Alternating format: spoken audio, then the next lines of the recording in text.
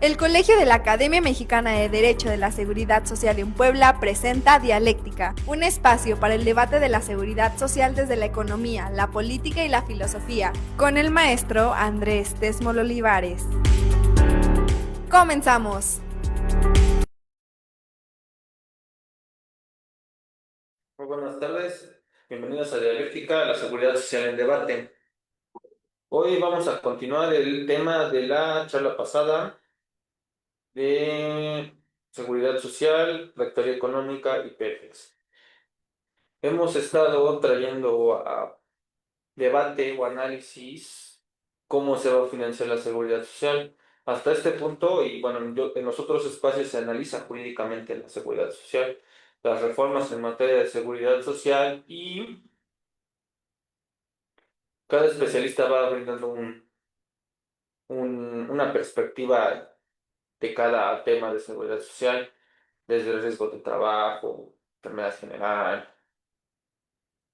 Tenemos el Observatorio de Seguridad Social, pero aquí lo que tenemos, o bueno, lo que yo ofrezco es la cuestión geopolítica en relación al trabajo y la seguridad social.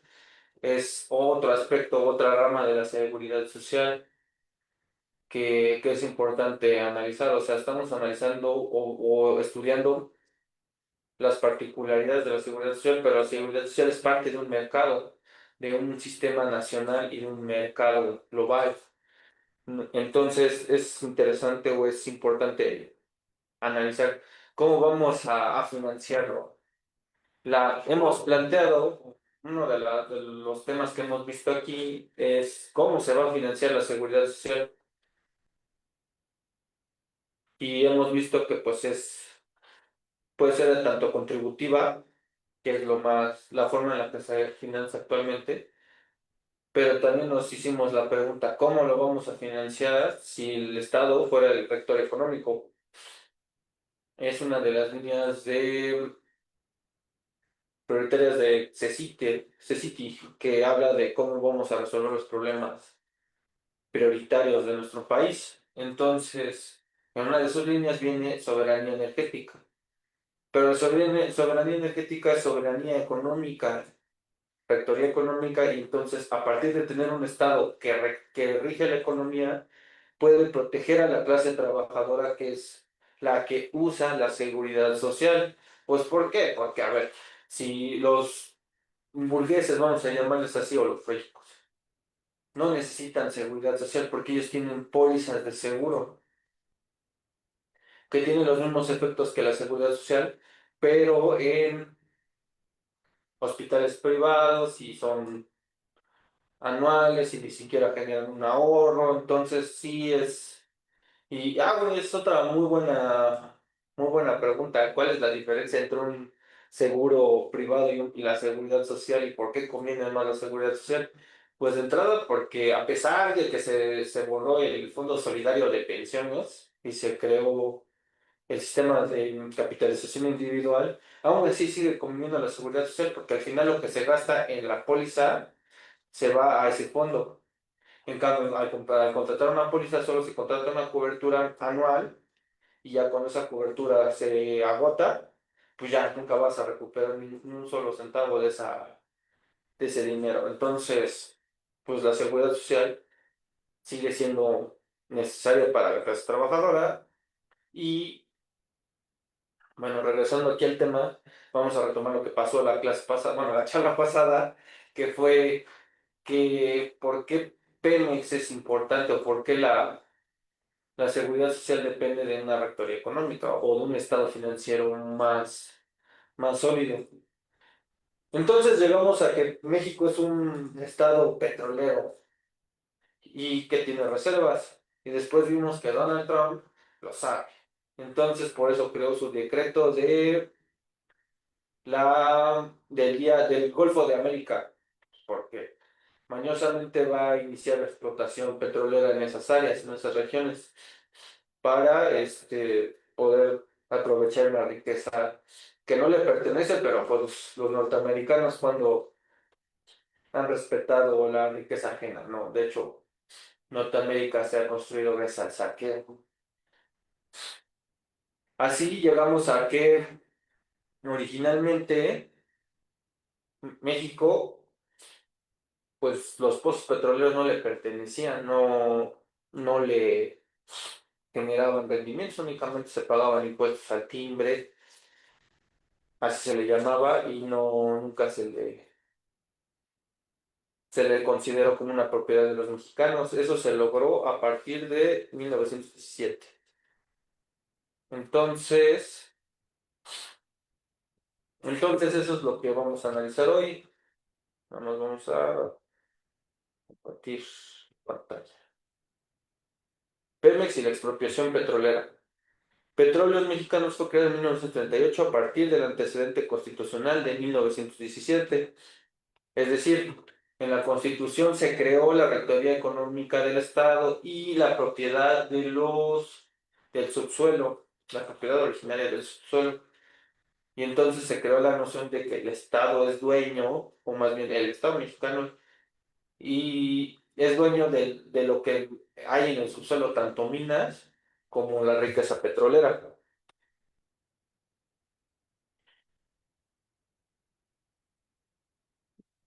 Y pues eso representó un hito histórico en nuestro país y en el mundo.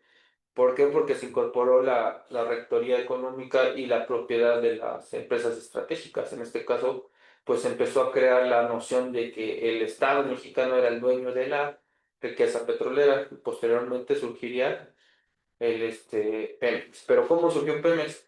Originalmente, gracias al tío Porfirio Díaz, que está siendo muy apologizado, muy defendido últimamente como un gran industrial, cuando lo único que hizo fue pues ceder toda toda la riqueza minera, la riqueza petrolera y sobre todo la riqueza más importante de nuestro país, que es su gente. La cedió y permitió la explotación pues de la clase trabajadora sin piedad. Tan es así, pues, que están los relatos de México Bárbaro, que tenían las unas de Menequén. Y ese es solo un relato de un historiador norteamericano. Pero pues también están los relatos de Ricardo Flores Magón, sobre Río Blanco, sobre Cananea. En Cananea el reclamo fue que no se contrataban a trabajadores mexicanos en igual número a los norteamericanos y que no se pagaban salarios iguales a los norteamericanos, siendo que la riqueza, es decir, el cobre de Sonora, pues es mexicano. Y aquí el problema más grave fue que el gobernador permitió el acceso de militares norteamericanos para someter una huelga en México. Y todo eso, pues, ¿cómo lo hizo? Pues sabía que don Porfirio Díaz lo iba a permitir, lo iba a autorizar. Entonces, pues ciertamente es parte del discurso de la cuarta transformación decir que, ajá, o sea, vamos a implementar la industrialización, pero con un costo humano, o más bien tuvo ese costo humano en nuestro país.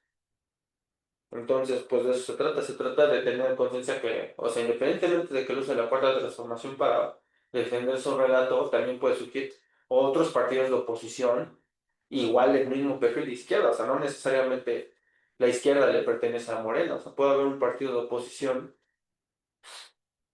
de izquierda que defienda a la clase trabajadora y que efectivamente tenga esa conciencia de que los trabajadores, sobre todo, pues, porque todos trabajamos para tener dinero, ¿no? Yo no, o sea, sí hay mucha gente que tiene medios de producción en propiedad, pero la clase trabajadora es la más abundante en nuestro país.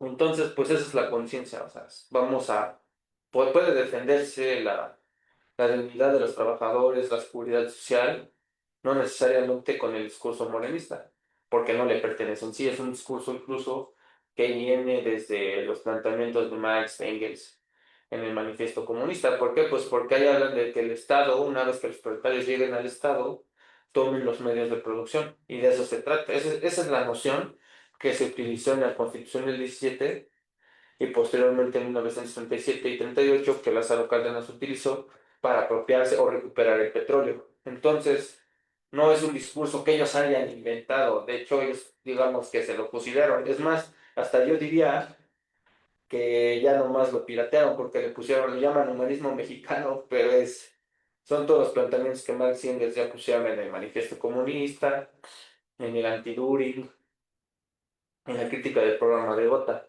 Entonces no son planteamientos innovadores, o sea, son planteamientos que ya estaban, no les pertenecen y que puede surgir la oposición desde la izquierda. Y sería algo bien inteligente sacar una oposición desde la izquierda, porque desde la derecha está bien quemadísimo. Por ejemplo, Ricardo Salinas Pliego ahorita quiere contender por la presidencia de la República, pero pues está bien quemado, quemadísimo, y aparte su discurso, porque en Argentina está con un entreguismo y ya ni siquiera Javier Milei se puede defender. Entonces, si alguien quisiera plantarle yo creo que si alguien quisiera plantar la oposición tendría que ser fuerza desde la izquierda, desde la conciencia de la defensa de los trabajadores y con mayor razón de las trabajadoras. Y con esa perspectiva tendría que ser a fuerza desde la izquierda. Yo no creo que el Estado o la política mexicana tuviera que girar hacia la derecha. O sea, no nomás es izquierda-derecha, sino hay izquierdas, hay dos izquierdas, puede haber tres izquierdas. No necesariamente regresar a las viejas prácticas priistas. Pero bueno, eso es una idea para la oposición. Entonces tenemos que desde una perspectiva histórica y estratégica, el decreto de expropiación y nacionalización petrolera promulgado por el general Lázaro Cárdenas representa un punto de referencia para la construcción de las funciones propias de la soberanía energética y económica del Estado. Y pues voy a contarles brevemente la historia, porque yo no lo sabía, yo creo que pues no nos lo enseñaron en la licenciatura, entonces yo supongo que tampoco lo saben. Entonces, desde el 28 de julio de 1914 se había creado un impuesto de 60 centavos por tonelada de petróleo crudo, ni siquiera era un peso, que debía pagarse en barras de oro. Este impuesto, ¿por qué en 1914? Pues porque México no había, recordemos que ¿cómo se llama? Que en el 1914 habían dos billetes circulando, dos billetes, el billete constitucionalista y el billete convencionalista. Entonces, como ninguno de los dos servía, tenía que pagarse en oro. Y luego este impuesto fue aumentado por decretos del 5 de octubre de 1915 y 13 de enero de 1917. Y aquí viene lo más interesante. Un decreto del 14 de agosto de 1915 ordenó a las compañías petroleras que sometieran sus planes de operación al gobierno y este debió autorizar las perforaciones. Este es un problema muy pronunciado. ¿Por qué? Porque difícilmente los capitalistas o los empresarios ultra mega ricos van a poner sus planes de operación a disposición del Estado. Pues ¿por qué? Porque al final, pues toda la riqueza o la gran riqueza se genera a partir de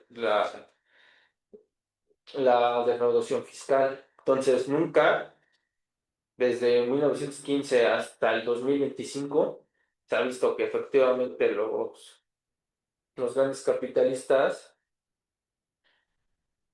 pongan a disposición del Estado sus operaciones financieras. Pero este fue el inicio del conflicto, porque dice, como era una riqueza nacional, los líderes del Estado mexicano brillantes de aquel entonces, de 1915 hasta 1938, se preguntaban, pues realmente cuánto petróleo están sacando de aquí.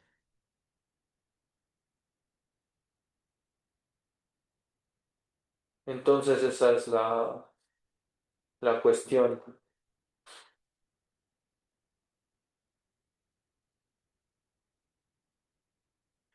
Lucio Cabrera Acevedo afirma o relata que el 15 de noviembre se ordenó a los concesionarios, o sea, los propietarios de la concesión del petróleo, que registraran los datos relacionados con su negocio y sus operaciones.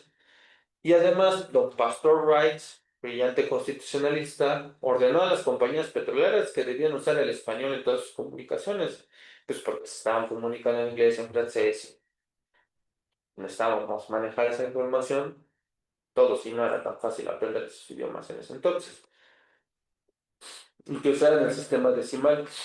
Esto por la finalidad de fiscalizar las operaciones petroleras, y esto fue lo único que provocó fue que se empezara a polarizar la cuestión del petróleo en México. Es decir, que como los líderes nacionales empezaban a notar que le ocultaban información al Estado, pues empezaron a presionar más a los líderes petroleros. Y ya luego, el 19 de febrero de 1918, el gobierno mexicano expidió un decreto imponiendo contribuciones más altas a los terrenos petroleros. Y luego los gobiernos de Francia, de Países Bajos, hicieron representaciones diplomáticas protestando formalmente contra la ejecución de estos decretos, cuando regularmente estos eran las últimas medidas, porque generalmente se tenían que agotar los medios nacionales.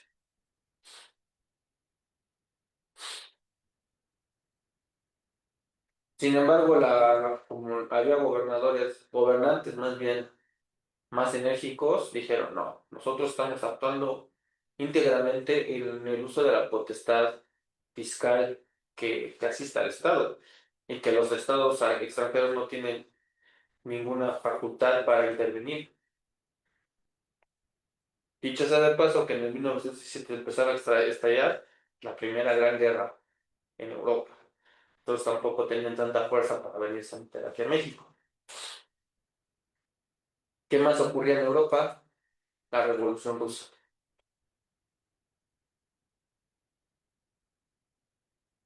Europa ya sí.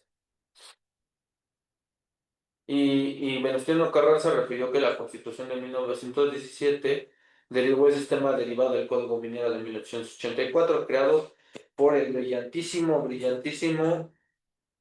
don Porfirio Díaz, alias el entreguista, que exceptuaba los fondos petroleros, es decir, que los liberaba del pago de impuestos por pertenencia y de los requisitos que las leyes mineras establecen en ellos. También andan sacando las minas, pero al menos ellos pagaban impuestos. Los petroleros ni eso. ¿No? Entonces, nomás para que luego no andamos creyendo a gente brillante como Gabriel Cuadri que diga, ah, no, es que hay que entregar, hay que vender Pemex. O no, no pagan. Es partir de una premisa ilusoria de decir, ah, es que ellos van a pagar, no. No, no pagan, nunca pagaron, no pagaron hace 100 años, no van a pagar ahora. Y además les quitó la noción o la conciencia de que los fondos petroleros eran de su propiedad. Eran concesionarios, no son propietarios. Puesto que nuestra Constitución declaró que el dominio de la nación de los fondos petroleros era inalienable y prescriptible, y los equiparó en las bases de la propiedad de los yacimientos de petróleo, los que recaen propiedad minera. Que digamos, las minas también están bien precarias, pero los petróleos eran propiedad privada totalmente.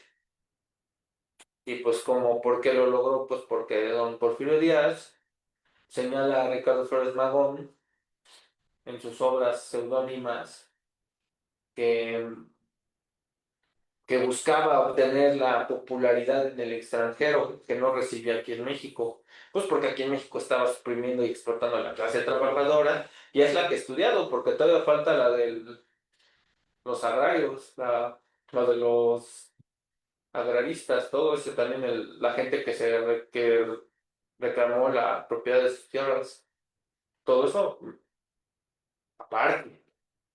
Y aparte a los burgueses nacionales tampoco creo que los tratara así muy bien que digamos. Era una persona que buscaba su legitimación en el extranjero. No lo digo yo, lo dice Ricardo Flores Magón, un anarquista que murió, pues fiel a su palabra, porque murió en Estados Unidos, en una cárcel. Yo no creo que sí. Yo creo que si hubiera sido un poco corrupto hubiera muerto en México.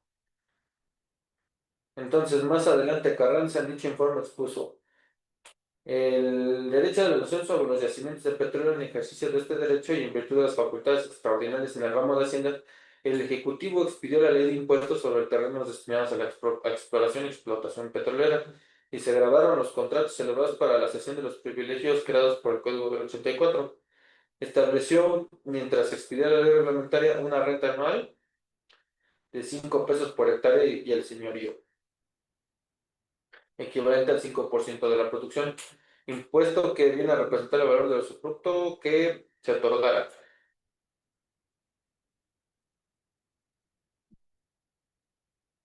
En general, pues estaba viendo que realmente todos los petroleros, los empresarios petroleros como la Águila, Chevron, Shell, entre otros, pues realmente no estaban entregando las rentas que parecían que eran necesarias.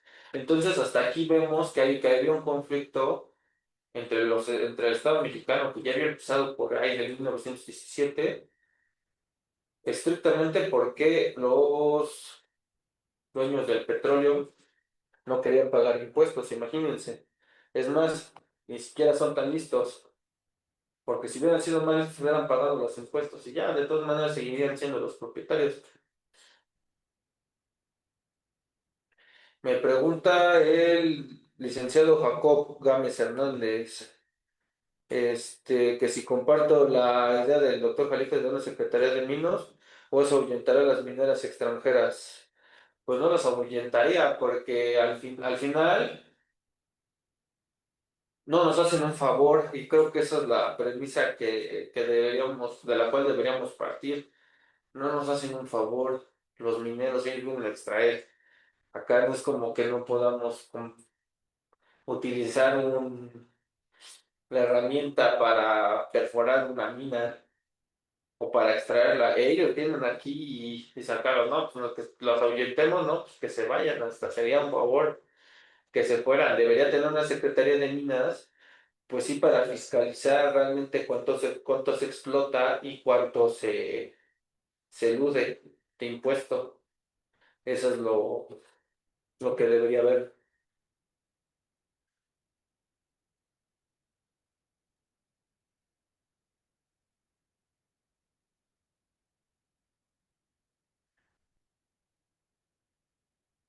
Entonces, eso es lo que ocurría en aquel entonces.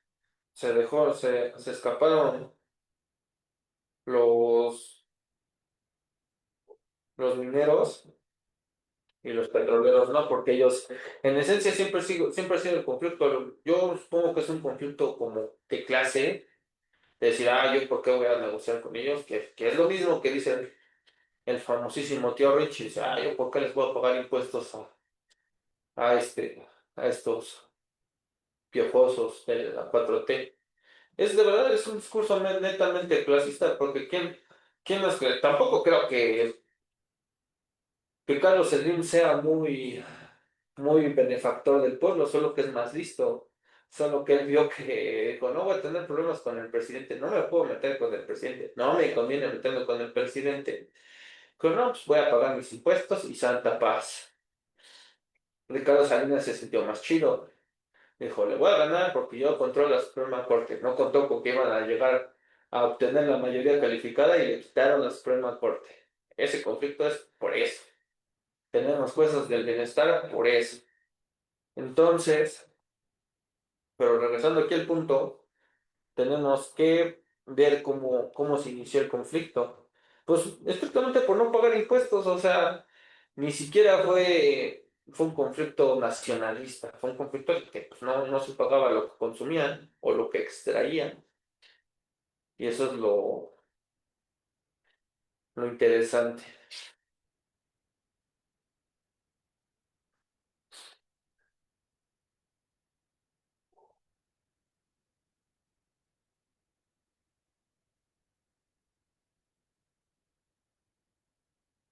La Suprema Corte de Justicia también tenía conciencia de clase y conciencia nacionalista, porque todavía era muy reciente la Revolución Mexicana, el movimiento que, que sacó a Porfirio Díaz y que finalmente fue el que obtuvo el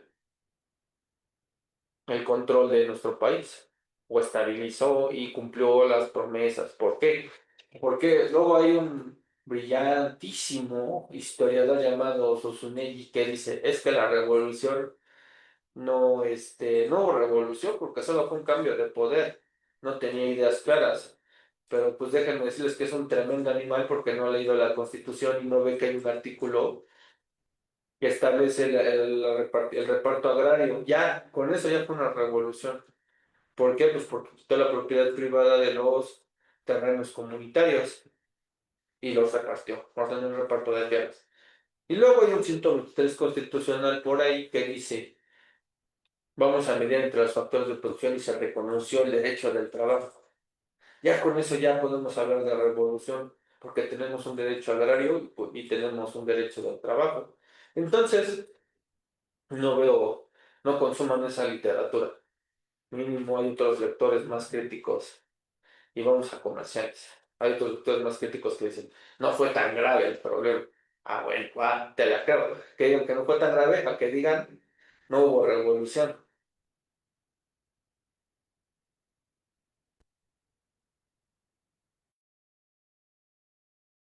¿Quieres tomar decisiones que impulsen el éxito de tu empresa?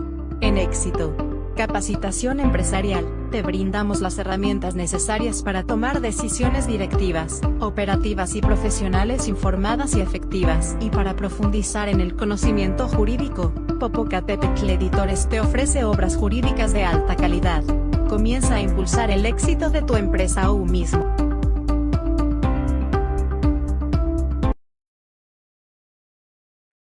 ¿Qué pasó, Royce? Ajá. Entonces, bueno, regresando al tema, no lean a Susunegi, por favor, ni lo sigan en redes, porque pues ya se atreve a decir, no hubo revolución, no hubo, pues cómo no, está, o sea, y no lo digo yo, hay un libro que es el artículo Génesis del 123 constitucional del decreto, digo, del IMSS, Génesis y origen del 123 constitucional, que ahí se pusieron a compilar todas las leyes del trabajo, de seguridad social, del trabajo, de seguridad social y de vivienda. Todos los decretos que surgieron en el 1905 al 1917 y todos tenían la literatura marxista. Todos están sustentados en eso.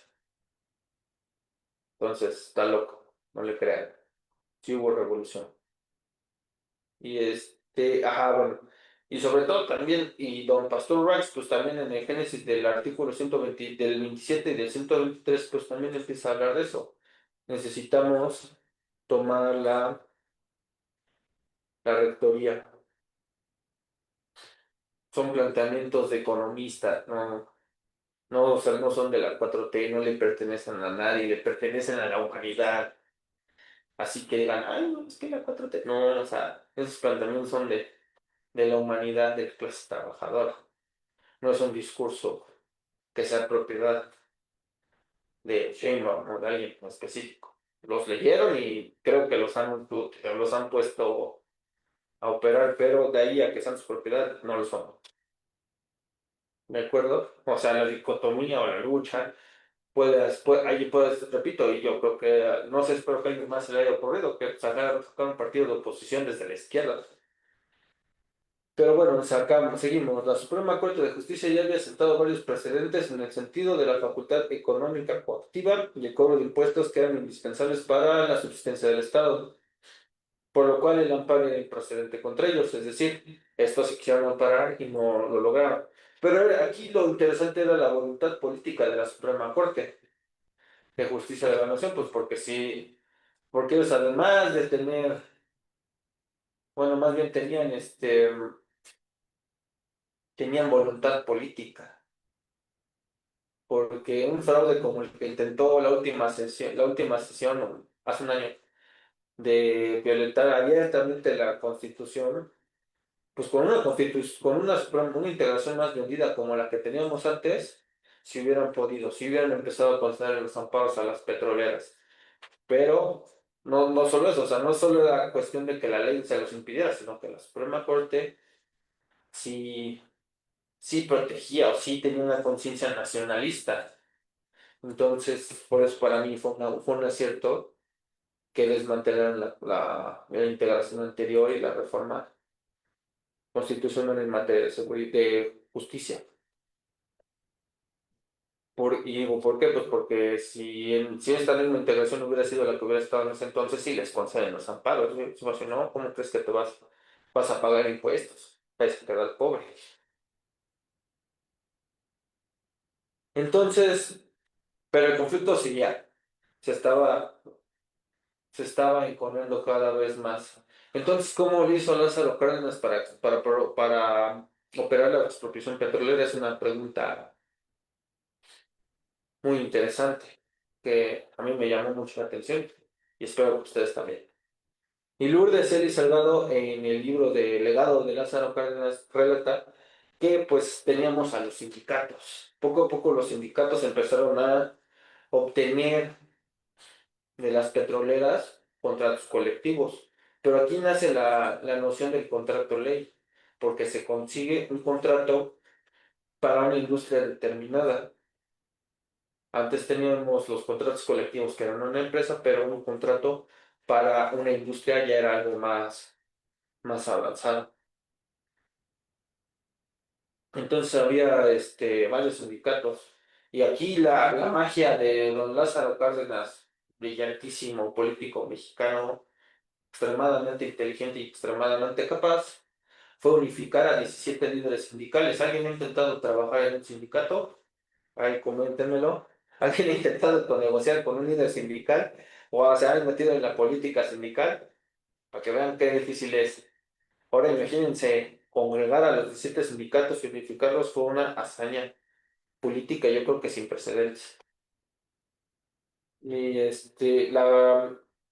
los sindicatos del Mexicana de Petróleo, el Águila y el Aguasteca Petróleo contaban con contratos colectivos más avanzados que los otros petroleros, los otros sindicatos. Entonces aquí lo que había que hacer era que los líderes sindicales convencieran a su masa sindical de renunciar a esos beneficios que ellos ya tenían y unificarse en el sindicato nacional e ir por el contrato ley para unificar las condiciones. Pero no, esa no era la finalidad principal. La finalidad principal era que acceder a los estados de cuenta de los petroleros, porque como venían narrando hace unas 25 minutos, el sindicato, o bueno, más bien desde Pastor Rights del 17 hasta el 37 no habíamos logrado tener conciencia de ni cuánto petróleo se sacaba, ni a qué precio se vendía, ni cuál era la ganancia que se tenía, y por lo tanto no sabíamos si estaban pagando exactamente lo que debían pagar. Entonces aquí el movimiento político fue: necesito ver tus estados financieros para saber si me estás pagando lo que me deberías pagar. Y pues y bueno, uno de los beneficios a los que renunciaron los sindicatos fue que ya tenían la indemnización, la jornada semanal de 48 horas, los derechos a vacaciones, accesorios de seguridad, higiene, etcétera. O sea, ellos ya tenían ciertas prestaciones, pero Lázaro Cárdenas logró unirlos.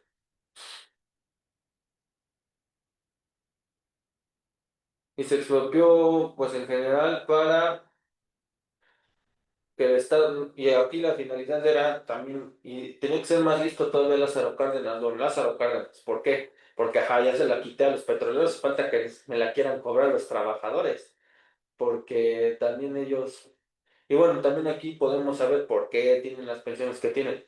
Pues porque gracias a ellos tenemos petróleos mexicanos. Ya se pasaron, porque a lo mejor muchos de los que se pensionaron ni siquiera fueron a estas marchas, ni siquiera negociaron esto. Pero bueno, porque ahorita mucha gente dice, ay, es que ¿por qué los petroleros? Y seguro con la Comisión Federal de Electricidad también hubo un conflicto parecido, que les compartiré en próximas pláticas.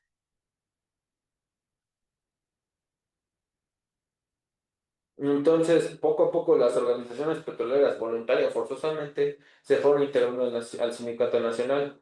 Ah, bueno, ajá, el problema era que no, ya se lo quitamos a los extranjeros y no nos lo van a quitar también los sindicatos. Entonces, aquí había que ser más listo todavía, muy prudente.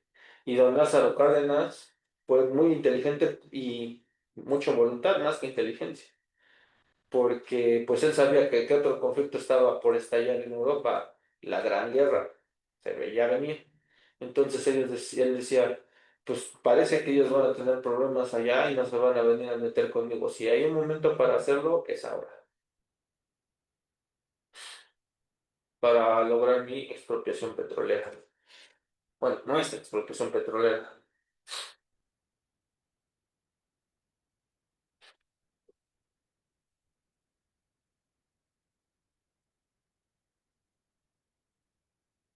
Entonces, cómo fueron a meterse contra las empresas? Pues a través del conflicto de naturaleza económica y poder tener un contrato general de la industria, por eso es el contrato ley, mediante el cual se pretendían unificar las condiciones económicas y sociales de los trabajadores y dar fin a las interminables negociaciones entre el sindicato y los representantes de cada empresa.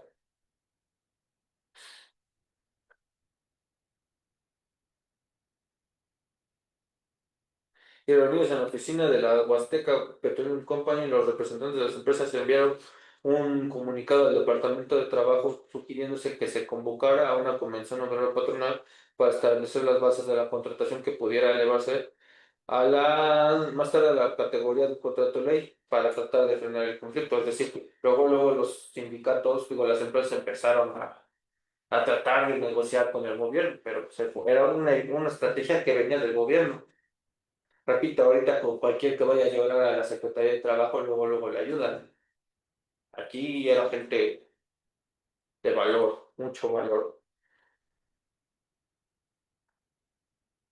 Y ese mismo día 10 empresas enviaron un comunicado extra urgente, que me imagino que debe haber sido por telegrama, al presidente Cárdenas pidiéndole su intervención para impedir que la huelga general se llevara a cabo, puesto que según ellos, las peticiones del sindicato no eran de una naturaleza tal y de proporciones tan fantásticas que no existía una compañía en el mundo que pudiera conceder siquiera una fracción de las peticiones sin que se pusiese en peligro instantáneamente su vida económica.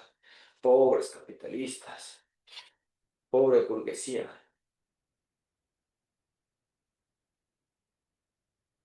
¿Cómo iban a pagar impuestos ellos?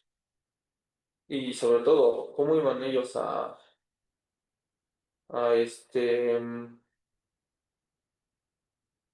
pagar impuestos? ¿Cómo?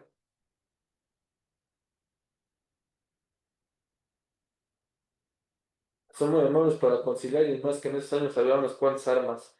Sí, pero unas cuantas armas que se usaron para que estaban más preocupados por pelear en Europa, que era el conflicto que les preocupaba más.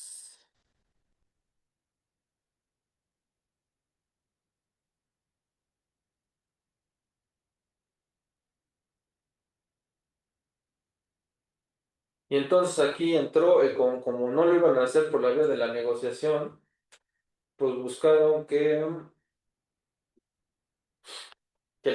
bueno, continuando con la narración, el sindicato respondió diciendo que las empresas manejadas por capital anglo-holandés y estadounidense olvidaban mencionar la desigualdad que en la mayoría de los casos de las condiciones de trabajo entre los obreros mexicanos y los extranjeros, así como de las cuantiosísimas utilidades acumuladas gracias al petróleo mexicano que las compañías enviaban desde el inicio de la industria a sus respectivos países de origen. Y esto sigue pasando, hay documentales sobre piratería nigeriana que atacan los buques petroleros en Nigeria y dicen, no, ¿cómo nos atacan los piratas? Pues yo creo que eso se resolvería contratando personal nigeriano, pero poniendo universidades en Nigeria. Pero es algo impensable, ¿cómo van a gastar en eso? Prefieren gastar en seguridad que en una universidad. Y esa es otra bien interesante, porque también mucha persona dice, es que ya la universidad no sirve. ¿Cómo no va a servir si para empezar, es una defensa de la dignidad de las personas? Y la segunda, pues es que permite la igualdad, porque pues si pones una universidad, salen ingenieros de ahí y luego los pones a trabajar, pues se mantiene la estabilidad. Pero, o sea, no quieren ni gastar en eso, o sea, son gastos residuales, gastos operativos, pues no, ni en eso quieren gastar. Y al gobierno en coordinación con los sindicatos encausó la disputa a colocar las demandas salariales arriba de las demandas de las ganancias manifestadas, así obligaron a las compañías petroleras a revelar las entradas que al parecer ocultaban o de lo contrario presentarse en liquidación. La argucia era simple pero atrevida, un hechizo simple pero inquebrantable y estaba completamente prevista dentro de las leyes mexicanas. Y este andamiaje fue posible debido a la divulgación filosófica de las leyes del trabajo de eminente corte marxista, en la que se entendía que el derecho al trabajo era un derivado de la economía y viceversa. La protección de los trabajadores tiene profundos impactos en la economía empresarial y nacional. Y después de mucha reflexión por parte del gobierno y sus asesores legales, así como los líderes sindicales, se acordó entre ellos, entre los líderes sindicales y el gobierno en causar el conflicto por la vía del conflicto de naturaleza económica. Y y las empresas alegaron que de acceder a las peticiones de los trabajadores perderían el control sobre sus propios negocios. Pobrecitos, ¿cómo van a gastar? Se quejaban de que el aumento de 26 millones de pesos al personal sumado al que había pagarse a otros empleados extraordinarios elevaría la cantidad a un total de 41 millones de pesos. Y las compañías petroleras sostuvieron que su ganancia no excedía 58 millones de pesos. Quién sabe cómo estuviera el tipo de cambio en ese entonces. Entonces la comisión nombrada del gobierno manifestó en cambio que las utilidades, o sea, ya que tuvieron a la vista los estados financieros, vieron que no eran 41 millones, sino 168, que les alcanzaba para operar esas mejores sindicales.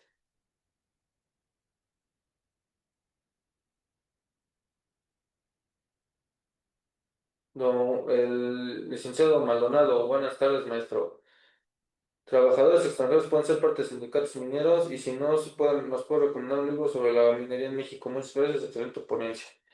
Pues tenemos el del 127, digo, el artículo 27, Génesis del 27 y del 123 constitucionales. Tenemos el de Lázaro Cárdenas Legado. Ahí también habla de todo el conflicto minero. El minero no está tan explorado, está más explorado el petrolero. Entonces es una cuestión, un área de oportunidad bastante interesante la cuestión minera en México. Bueno, son los dos libros que yo puedo ofrecer. Del 27 del 123 Génesis, del 27 y 123 de Pastor Rice y Lázaro Cárdenas y su legado. Ahí son 10 libros como de 10 artículos cada uno, donde analizan toda la cuestión la minera, la petrolera, la, la textilera, la agraria y cómo Lázaro Cárdenas lo fue abordando. Y de seguro nos va a dar un hilo conductor para entender el estado de cosas actual de la minería en México. Dice, en realidad la importancia de la discusión era que el gobierno había logrado conducir el litigio hacia la probabilidad de revisar las finanzas de las empresas. Eso es lo más importante.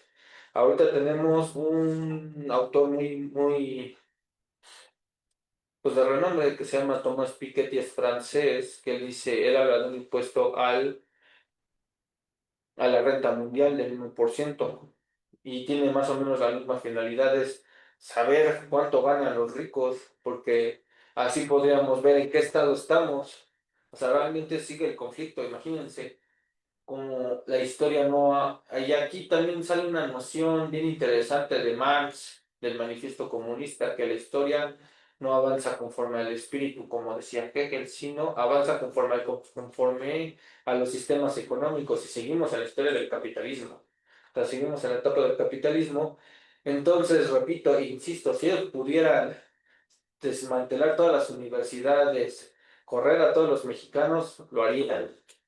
No ganaríamos ni siquiera eso, los salarios de los empleados, de los trabajadores de petróleo. Y pasa lo mismo con las armadoras, lo mismo. Y seguro de todas las industrias. Porque también pasaba en la minera el conflicto también era, Ricardo Flores Magón, insisto, que lo narraba en sus artículos seudónimos, el Anacrenón decía que los trabajadores eran los que iban a pelear por una equidad salarial. O sea, porque ellos traen a sus empleados del otro país, de donde sean, en este caso la Canadian Cooper Company era de Estados Unidos, y traían a los norteamericanos a trabajar y no contrataban a mexicanos. O sea, el dinero era 100%, bueno, más bien la finalidad era 100% llevarse toda la riqueza, desde los salarios, las rentas, a la ganancia de las minas, todo Estados Unidos. Entonces, el conflicto se resolvió,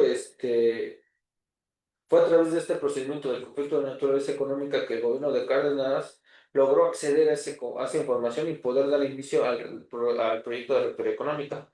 Y posteriormente, pues, a través de ese conflicto declaró procedente el aumento de los salarios y el aumento y la homologación de las condiciones de trabajo en nuestro país para obtener la celebración del contrato ley de materia petrolera. Y pues obviamente, seguramente, como fue por huelga, pues condenaba el pago de salarios caídos. Y se agudizó ese conflicto para pues que posteriormente las demandas no fueran atendidas y pues fueron al amparo, y el amparo se lo negara a la Suprema Corte, que era del pueblo. O sea, y no es porque sea un concepto de la 4T, eran cosas que ya había.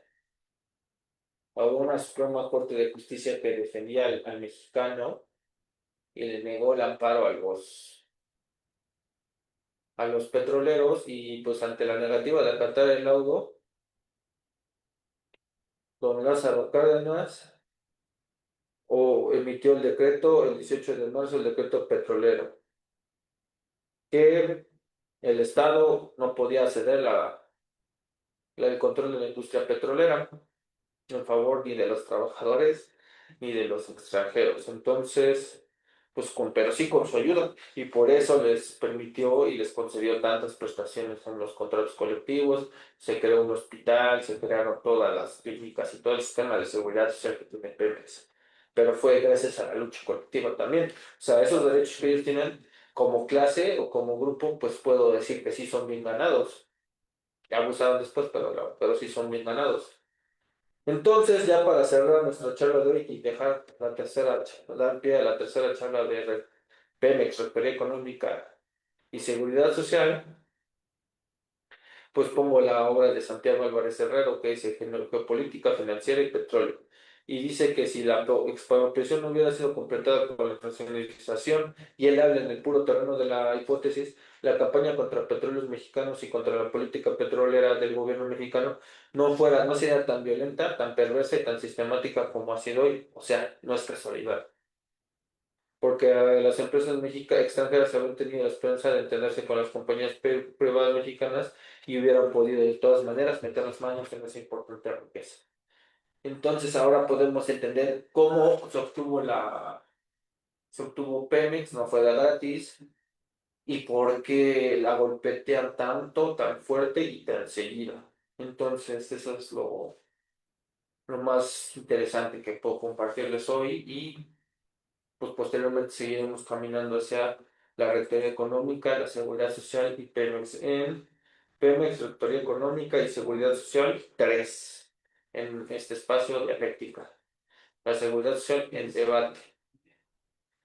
Y pues con eso puedo dar por concluida la charla de hoy. Les agradezco como siempre su presencia y su apoyo. Muchas gracias, que tengan excelente tarde y provecho.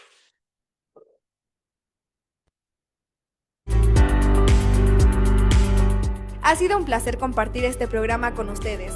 Nos escuchamos en el próximo. Hasta luego.